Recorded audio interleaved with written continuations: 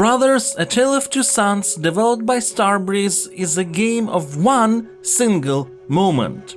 Absolutely everything it does is a lead up to that moment. And that moment is incredibly powerful, emotionally resonant, and deeply steeped into the medium of video games, as it's literally not possible to be recreated in that exact way with that exact impact anywhere else.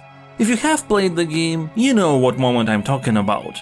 If you haven't, I'm not going to spoil it, but I will discuss a bit why this moment is possible only in video games. Usually we experience narrative works through empathy. We put ourselves in the shoes of the story's character or characters, understand how they feel, and that's where we get our emotions from. In video games we can experience emotions through projection, because once we take an input method into our hands and start to interact with the game, we don't just understand the character on the other side of the screen, we become them, hence the term avatar. Think about how you're discussing gameplay moments with other people. You say, I did this, I did that, I discovered those things. But if you're talking about a cutscene, you'll most likely refer to it in third person. Nate did this, Jin did that, Kratos smashed those. This is not to criticize cutscenes, as anything they're a tool and can be used to great effect, but obviously interactivity provides us with an opportunity to create emotions in a way that only video games can. And I call this opportunity play, don't show, similar to the show don't tell principle often used in non-interactive mediums. If we let players experience something themselves through interaction, we can create a stronger emotional impact than if we would show them a similar situation in a cutscene where they're more passive. Brothers: A Tale of Two Sons is an embodiment of this play don't show principle. That moment I'm talking about will literally not show you anything, no prompt, no tutorial, no cutscene explaining exactly what you have to do. You have to follow your feelings, press the corresponding buttons yourself, and then try and most likely fail to hold off your tears. You'll know what buttons to press thanks to the 2 to 3 hours of gameplay preceding that moment. It's not overly complex gameplay. You control two brothers at the same time, each with a unique set of abilities. The older brother Naya is strong and can swim, while the younger brother Nai is more nimble and can fit in tight places. And there's a number of gameplay elements that only one of them can properly interact with. For example, the younger brother is not strong enough to pull big switches. Most gameplay situations revolve around learning how to control both Naya and Nai at the same time using a single controller, or while coordinating with another person. On Nintendo Switch there is a dedicated two-player mode, and while that mode begins with a disclaimer that Brothers was designed as a single-player game, me and my wife first have played it on PC on a single keyboard, each controlling one of the brothers, and the emotional resonance was as strong as if we would have played it as intended. Regardless whether you're coordinating between two hands or two people, the result is the same. Brothers presents a variety of challenges focused on getting into the state of flow, of going from whoopsie daisy, these characters are going in different directions, ah shit, they bump, no, not here, but here, ah crap, to, well, proper coordination, as if they're both extensions of your mind that act accordingly, naturally. That's why the game never focuses on one type of challenge and doesn't repeat itself, with the exception of some absolutely core elements.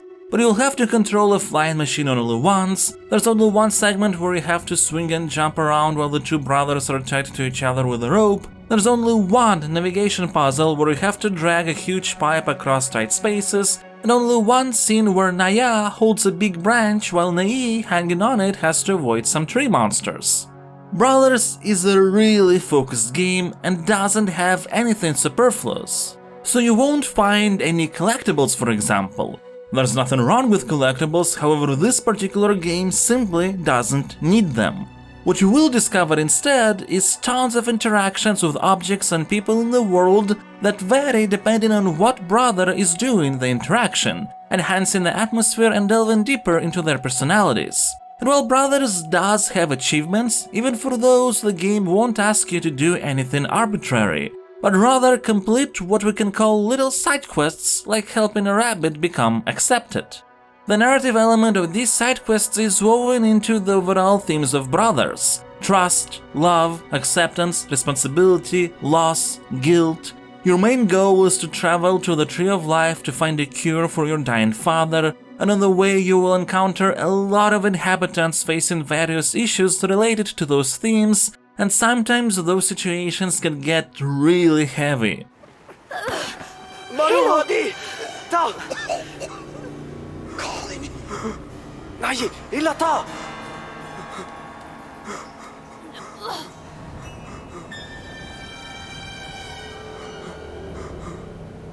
Lamut!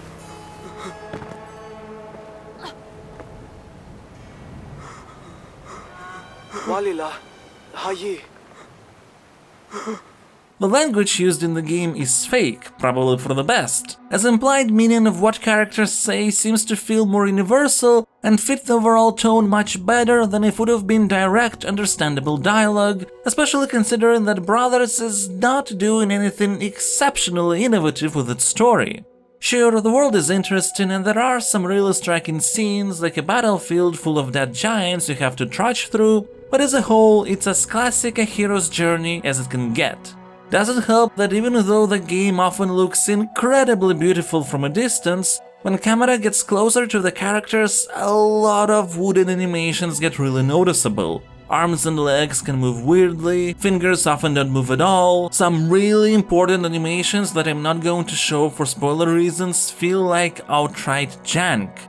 But that being said, the overall visual and sound design is astonishingly beautiful, as well as the cinematography and music, although the main theme is a bit overused. All this is not to say that taking the classic approach is somehow wrong. It's not, for me quality always takes precedence over perceived originality. And not only is the game paced very well, not only it explores poignant themes, and not only does it tell its story in a coherent way, I would say that moment I keep talking about wouldn't have worked with anything more complex. But you know, if you haven't played the game, stop listening to me speaking of that moment and spend a couple hours with Brothers instead. After all, this game is going to get a Metacritic rating of 108 out of 110. If you take any particular part of Brothers on its own, it might not impress. But Brothers is a game that knows precisely what its goal is, and everything that it does is in service of that goal. Therefore, even though it might look simplistic, it's one of the most deeply affecting experiences I have ever played, so make sure to not miss out on it.